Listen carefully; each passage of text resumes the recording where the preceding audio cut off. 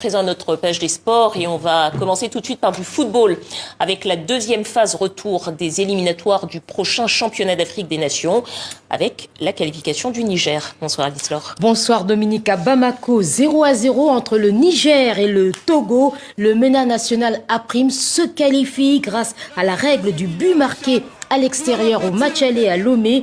Immense joie des joueurs qui ont porté en triomphe leur coach Doula Haruna. Après 2011, 2016, 2020, 2022, le Niger décroche sa 5e participation au CHAN. En dehors des pays organisateurs, la Tanzanie, l'Ouganda et le Kenya sont également qualifiés, le Maroc et le Soudan. Voilà, et puis demain, Lise-Laure, on aura d'autres qualifiés avec la suite du deuxième tour des éliminatoires. Effectivement, alors parmi les rencontres, Burkina Faso, Côte d'Ivoire, Cameroun, République centrafricaine, Guinée-Bissau, Guinée, Nigeria, Ghana, Rwanda, Soudan du Sud, Angola, Lesotho. Enfin, le champion en titre, le Sénégal, tenu en échec il y a quelques jours par le Libéria, retrouvera cet adversaire à domicile. Voilà, et puis toujours en football, l'international français Aurélien Tchouameni a fait une visite au Cameroun, son pays d'origine.